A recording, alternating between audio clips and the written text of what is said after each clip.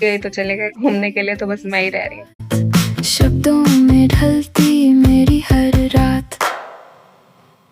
Hello everyone, Radhe Radhe. स्वागत है आपका एक और नए व्लॉग में। आई होप आप सब अच्छे होंगे। तो आज है थर्सडे और मैं दोपहर के टाइम यहाँ पर सब्जियाँ धो रही हूँ, क्योंकि करेले बनाने में लगता है टाइम ज़्यादा, तो इसीलिए मैं आज दोपहर से ही लग गई थी तैयारी करने में। क्योंकि ये सब चीज़ें बनाने में थोड़ा टाइम ज़्यादा लगता है ना, तो इसीलिए मैंने सोचा कि धो कर काट कर ये सब करके रख देती हूँ, तो फिर शाम तक वही टाइम हो जाता है। और कल ही मैं मार्केट से फ्रेश हरी सब्जियाँ लेके आई हूँ, और करेले बहुत मन था बनाने का। और यहाँ पर मैं ना पतले पतले करेले लेकर आती हूँ जब भी मुझे करेले बनाने होते हैं, क्योंकि जो मोटे करेले होते हैं ना वो पके होते हैं, उनके बीज पके हुए होते हैं अंदर से। तो जितने पतले लोगे ना उतने ज़्यादा अंदर से कच्चे बीज निकलते हैं। और मैं बहुत दिन से ना कच्चे आम का वेट कर रही थी, क्योंकि मार्केट में बहुत ज़्यादा महंगे हैं। 2-4 जगह सिर्फ हैं, अभी ज़्यादा आने शुरू नहीं हुए हैं, पता नहीं क्यों। वैसे तो अभी इस टाइम तक आ जाने चाहिए, लेकिन बहुत कम दिखते हैं, और जिनके पास है ना वो बहुत महंगे देते हैं। तो मुझे फाइनली मिल गए थे, लेकिन फिर भी महंगे ही मिले थे। लेकिन मैं सिर्फ थोड़े से ही लेके आई थी, 1 पाव। मैंने कहा चलो 1 पाव में 2-3 तो चढ़ ही जाएंगे, और इतने काफ़ी हैं, क्योंकि करेले में ज़्यादा तो डालूंगी नहीं, 1-2 ही डलेंगे। 2 भी नहीं, 1 ही काफ़ी रहता है, क्योंकि बहुत ज़्यादा मुझे बनाने भी नहीं है। तो बस यहाँ पे अच्छे से धो के ना मैं काट ले रही हूँ, और इन्हें मैंने छीला नहीं है, ऐसे ही काट रही हूँ लंबा लंबा पतला पतला स्लाइसिस में। और पके हुए बीज भी ना सिर्फ 1 ही करेले में निकले हैं, बाकी सारे करेले कच्चे निकले थे। तो इसीलिए मैं अच्छे से देख के लाती हूँ कि कोई पका हुआ ना हो। गर्मियों में ऐसी सब्जियां ही खाने का मन करता है। मेरा तो बिल्कुल भी मन नहीं करता दाल या कुछ भी ऐसा हैवी बनाने का। तो सूखी सब्जी हो कोई, और उसके साथ में लस्सी या दही हो, बस ऐसा ही हल्का फुल्का खाने का मन करता है। या ज़्यादातर खिचड़ी बना ली, साथ में रायता बना लिया, इसी तरह से। तो बस ये देखिए, यहाँ पे इतने पतले पतले करेले मैं लेके आई थी, बिल्कुल फ्रेश करेले हैं, एकदम कच्चे हैं। सिर्फ 1 ही बीज निकला था, मतलब 1 ही करेले में बीज निकला है जो थोड़ा पका हुआ था, बाकी सारे कच्चे ही थे।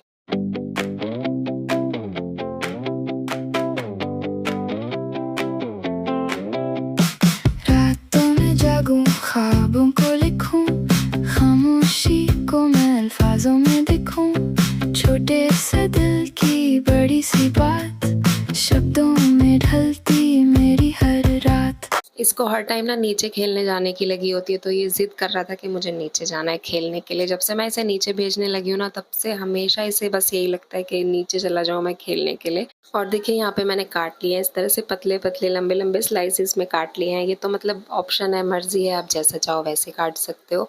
तो बस यहाँ पे मैं थोड़ा सा नमक डाल के ना इनको ऐसे ही रख दूंगी। मतलब वैसे तो धूप में भी रख देते हैं, लेकिन मैं धूप में नहीं रख रही हूँ, सिर्फ नमक लगा के ऐसे ही थोड़ा मिला के नमक डालकर, और बस इसको ऐसे छोड़ दूंगी। मतलब जब तक मुझे बनाने नहीं है तब तक ये थोड़ी देर ऐसे ही रहेंगे नमक लगे हुए।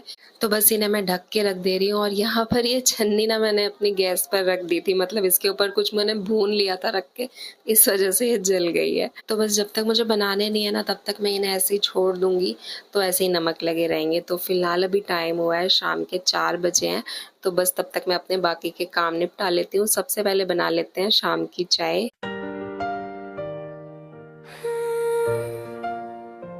और अपने लाइटर को मैं इस तरह से कपड़े से इसलिए पकड़ती हूँ, क्योंकि इसके ऊपर ना कुछ कवर नहीं है, मतलब जैसे प्लास्टिक का होता है हैंडल पकड़ने के लिए ना, तो ये ऐसे ही है प्लेन स्टील का।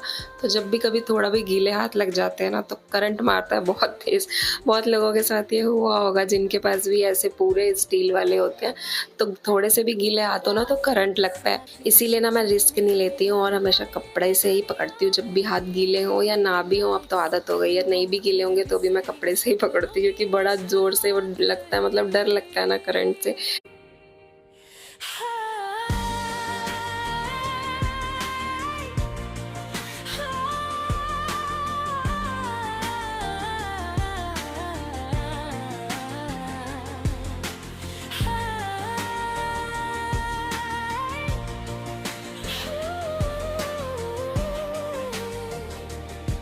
तो शाम की चाय बन गई है, आ जाइए आप लोग भी साथ में। मैंने थोड़ी सी नमकीन रख दी है, क्योंकि खाली चाय पी नहीं जाती है, और शायद पीनी भी नहीं चाहिए।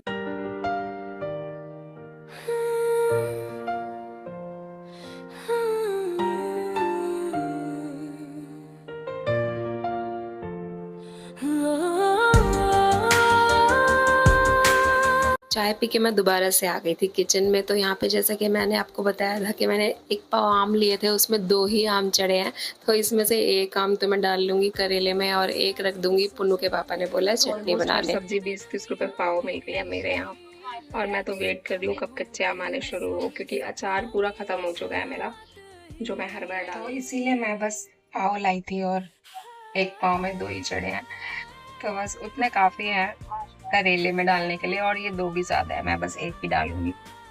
तो दोनों के पापा कह रहे थे कि चटनी बना देना, इसलिए 1 की बनाऊँगी चटनी और 1 काफ़ी है करेले में।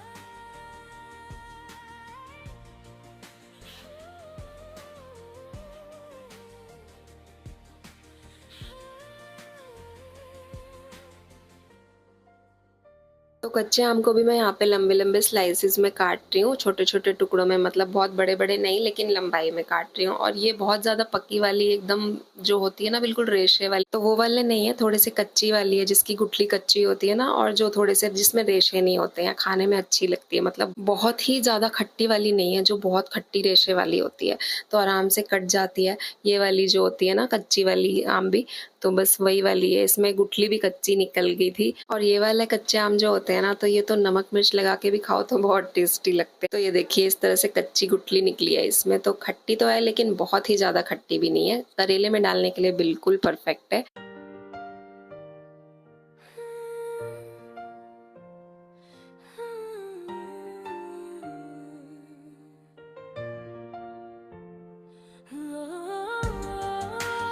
और थोड़ी-सी मैंने यहाँ पे हरी मिर्च ली है, जो तीखी वाली नहीं होती है ना, जो थोड़ी-सी मोटी होती है। एक तो बहुत मोटी होती है, लेकिन ये मीडियम साइज़ वाली है, तो ये तीखी नहीं होती है, बहुत ही हल्की तीखी होती है। मतलब आप ऐसे भी खा लोगे तो मुँह नहीं जलता, तो इस वजह से मैं ये वाली यूज़ कर रही हूँ, क्योंकि ताकि बच्चे भी खा लें। पुन्नू खा लेता है, उसको बहुत पसंद है करेले इस तरह से बने हुए ना, तो मैं यही वाली मिर्च डालती हूँ, जिस वजह से उसे तीखा ना लगे अगर मुँह में भी आ जाए तो। तो सबसे पहले करेले उबालने हैं, तो उसके लिए मैं यहाँ पे ना पैन में पानी गरम करने रख रही हूँ, क्योंकि थोड़ा-सा इन्हें उबालूँगी 10-15 मिनट के लिए, ताकि इनका कड़वापन थोड़ा-सा कम हो जाए। बहुत ज़्यादा नहीं उबालना है, बिल्कुल मैश हो जाए, ऐसे एकदम पक जाएँ बिल्कुल पूरी तरह, वैसे नहीं पकाने, बस हल्का पका लेना है, मतलब 50% भी नहीं, उससे भी कम, 10-15 मिनट के लिए बस इतना ही पका लेना है। हल्का-सा कलर चेंज हो जाए उतना उबालना है बस।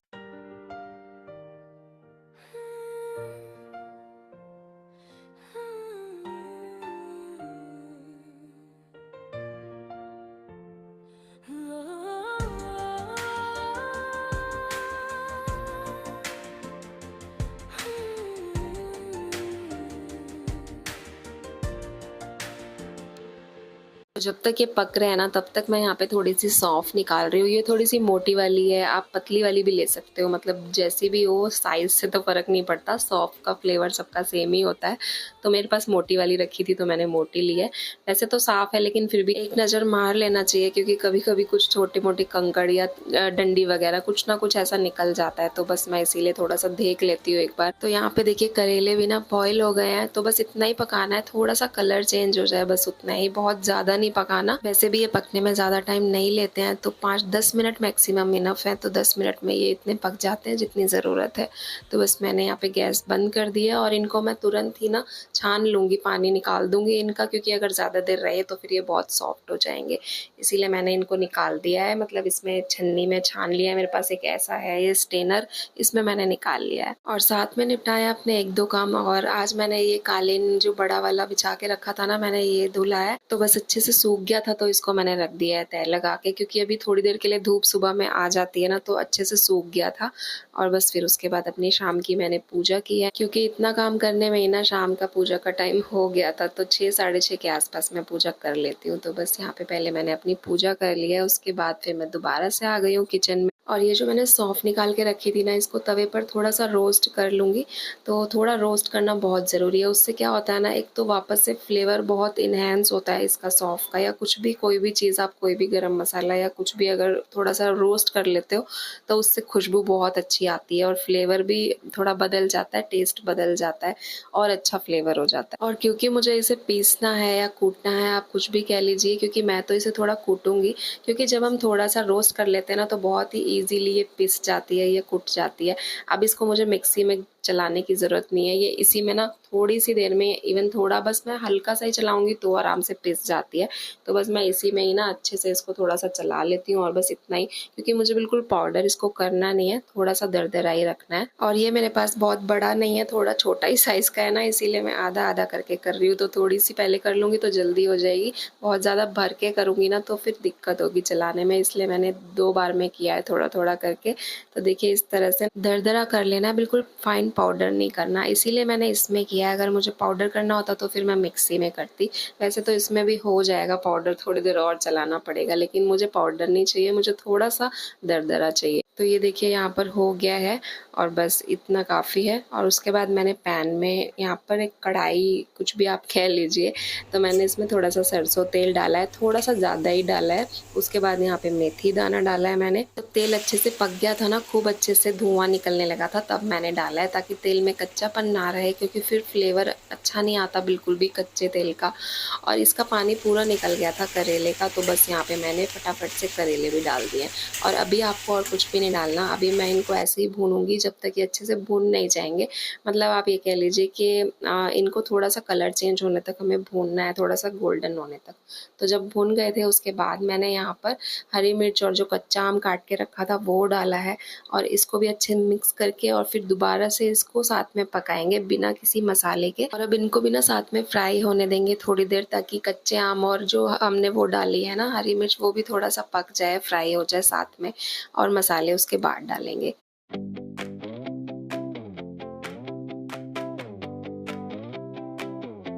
तो यहाँ पे जब थोड़ा अच्छे से फ्राई हो गए थे ना, उसके बाद अब मैं यहाँ पे मसाले डाल रही हूँ। और मसालों में मैं यहाँ पे सबसे पहले मैंने हल्दी डाली है, फिर थोड़ी सी लाल मिर्च डाली है, और उसके बाद नमक डाला है स्वाद के अनुसार, फिर धनिया पाउडर डाला है थोड़ा सा ज़्यादा, और डाला है हींग। तो हींग तो ज़रूर डालना है। और उसके बाद यहाँ पर मैं थोड़ा सा गरम मसाला डाल रही हूँ, जो मैं घर पे ही बनाती हूँ, मैंने आपके साथ शेयर भी किया था। तो बस वो डाला है, और बहुत थोड़ा डाला है, ज़्यादा नहीं डाला। तो ये सब डालने के बाद फिर लास्ट में मैं यहाँ पे सौंफ डाल रही हूँ, जो मैंने अभी रोस्ट की थी, और थोड़ा सा इसको दरदरा कूटा था। तो ये ना मैंने सारी डाल दी है, क्योंकि सौंफ का फ्लेवर करेलों में बहुत ही ज़्यादा अच्छा लगता है, बहुत टेस्ट अच्छा आता है इससे, इसीलिए मैंने थोड़ी सी ज़्यादा ही डाली है। और बस सबको अच्छे से ना मिक्स कर देंगे खूब अच्छे से, ताकि मिल जाए सारे मसाले आपस में। तो और अच्छे से मिक्स करने के बाद फिर लो फ्लेम पे मैं इसे पकाऊंगी जब तक तेल नहीं छोड़ देंगे, क्योंकि ये पहचान होती है कि जब तेल छोड़ देना तो समझ लीजिए कि करेले अच्छे से पक चुके हैं, क्योंकि पहले से ऑलरेडी पके हैं, लेकिन मसालों के साथ पकेंगे तो और अच्छे से फ्लेवर जाएगा ना। तो इसीलिए मैं लो फ्लेम पर इसे अब पकने दूंगी जब तक कि ये तेल ना छोड़ दे। लेकिन हाँ, ये आपको बीच बीच में चलाते रहना है, ऐसे ही छोड़ नहीं देना, वरना जल जाएंगे नीचे से। तो बीच बीच में चलाते हुए पकाएंगे। और आप थोड़ा सा ज़्यादा भी तेल रख सकते हो इसमें, लेकिन मुझे इतना ठीक लगा तो मैंने बस उतना ही रखा है।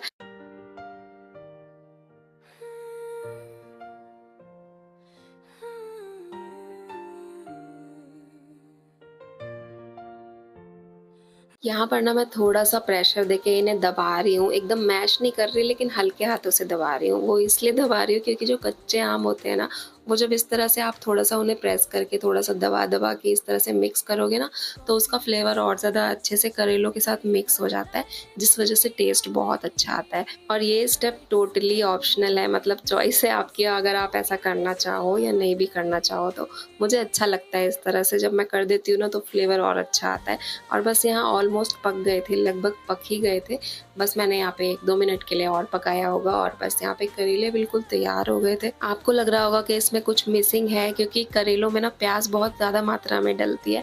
तो जब मैं खाती थी तब मैं डालती भी थी, अभी मैं नहीं खाती हूँ, अभी छोड़ दिया है बहुत लंबे टाइम से। तो इसीलिए मैं बिना प्याज के ही बनाती हूँ, इसलिए मैं इस तरह से बनाती हूँ ताकि टेस्टी बने और ऐसा कुछ ना लगे कि कुछ मिसिंग है। और सच कहूँ तो प्याज डालने से या ना डालने से कोई फर्क नहीं पड़ता है। आप बिना प्याज के बना के देखना, बहुत टेस्टी बनेंगे। मतलब आपको लगेगा ही नहीं कि आपने प्याज नहीं डाली तो गलती करी है। इवन आपको लगेगा कि मुझे ऐसे ही बनाने चाहिए आगे से, और आप ऐसे ही बनाओगे भी। आप बना के देखना। जो लोग प्याज लहसुन नहीं खाते हैं ना, तो वो सोचते हैं कि करेले कैसे बनाए बिना प्याज के, तो आप ऐसे बना के देखना, जो लोग नहीं खाते हैं। बहुत टेस्टी बनते हैं इस तरह से, और ये जब तक ख़त्म नहीं हो जाएंगे तब तक ख़राब भी नहीं होंगे, बहुत लंबे टाइम तक चलते हैं। तो गर्मियों में इसीलिए ऐसी सब्जियां अच्छी लगती है। तो बस यहाँ पे करेले हो गए थे तैयार। थोड़ी सी मेहनत तो लगती है, लेकिन हाँ ये है कि अच्छे लगते हैं खाने में बहुत, और कुछ दिन चल जाते हैं। और यहाँ पर मैं साथ में बना रही हूँ हाथ की रोटी, मतलब जो हाथ से बनाते हैं ना वो वाली रोटियाँ बना रही हूँ, क्योंकि ऐसी सब्जी के साथ हाथ की रोटी बहुत टेस्टी लगती है।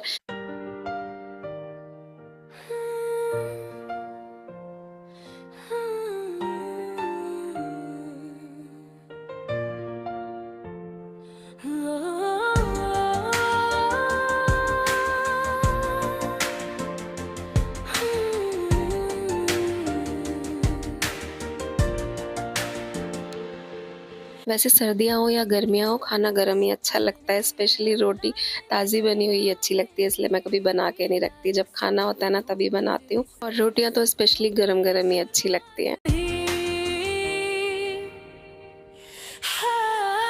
और पहले मुझसे ना हाथ से रोटी बन नहीं पाती थी अच्छे से, लेकिन अब अच्छे से बन जाती है, क्योंकि बहुत बार अब बना चुकी हूँ मैं, तो अब बिल्कुल ठीक बनती है। वरना पहले कहीं से मोटी बनती थी, कहीं से पतली बनती थी, और बिल्कुल गोल नहीं बनती थी, या फिर बढ़ती नहीं थी, छोटी ही रहती थी। तो इस वजह से अब जाके थोड़ा ठीक बनानी आई है। तो बस यहाँ पे मैंने थाली लगा दी है, और साथ में मैंने आज यहाँ पे लस्सी रखी है, क्योंकि सूखी सब्जी के साथ कुछ हो ना, जैसे लस्सी या रायता या दही, तो फिर अच्छा लगता है।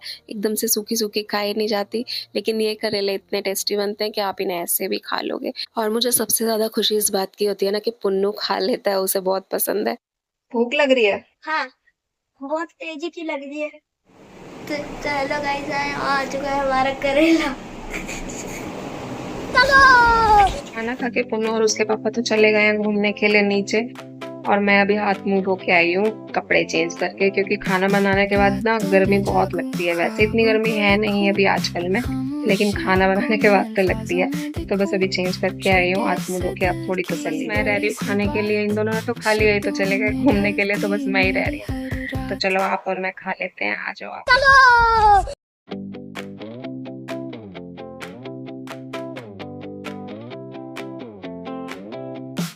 रातों में जागूं, ख्वाबों को लिखूं, खामोशी को मैं अल्फाजों में दिखूं, छोटे से दिल की बड़ी सी बात, शब्दों में ढलती मेरी हर रात।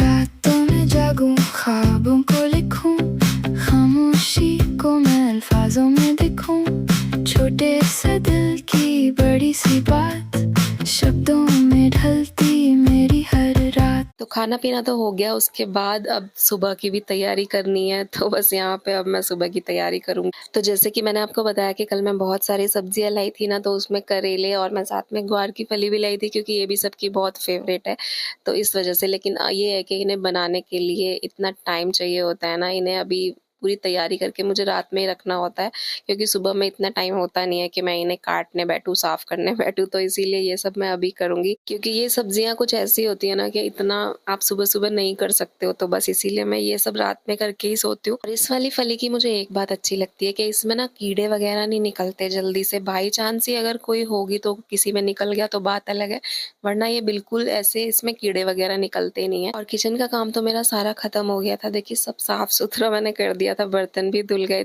तो बस यही एक काम है जो करना बहुत जरूरी है, क्योंकि सुबह की ज्यादा टेंशन होती है। तो बस किचन का ये आखिरी काम रह रहा है, तो इसे भी फटाफट से कर लेते हैं। और एक बात, क्योंकि ये फ्रेश है तो ये तो सारी बिल्कुल ठीक है, मैंने अच्छे से धो के चेक कर ली थी, तो इसमें तो कोई भी खराब नहीं है। तो आप ऐसे ही इन्हें बॉईल कर सकते हो, कोई दिक्कत परेशानी नहीं है बिना काटे भी। वरना बहुत सारी फलियों में ऐसा होता है ना कि अंदर कीड़े निकलते हैं, पता नहीं चलता आपको। मैं अपना आखिरी काम निपटा लेते जल्दी से, और आज के ब्लॉग का यही एंड करती हूँ। आई होप आपको अच्छा लगा होगा। अगर अच्छा लगा हो तो जरूर बताना, नहीं भी अच्छा लगा तो कोई बात नहीं। अभी मैं देख लेती हूँ, क्योंकि ज्यादा नहीं उबालनी, बहुत थोड़ी, मतलब 50% भी नहीं, उससे भी थोड़ा कम ही उबालती हूँ। सिर्फ हल्की सी उबल जाए, जैसे साफ हो जाए अच्छे से, वो मैश नहीं होनी चाहिए, ऐसी नहीं उबालती, बस थोड़ी सी भाप लगानी होती है। बस थोड़ी देर और, 2 मिनट और, उसके बाद हो जाएगी। तो बस ये आखिरी काम भी हो गया जो बहुत इंपॉर्टेंट था। अब मैंने फ्रिज में रख दिया काट के, सुबह फटाफट से बन जाएगी। चलिए जल्दी मिलते हैं नए व्लॉग में। Thank you so much for watching. Radhe Radhe, bye bye.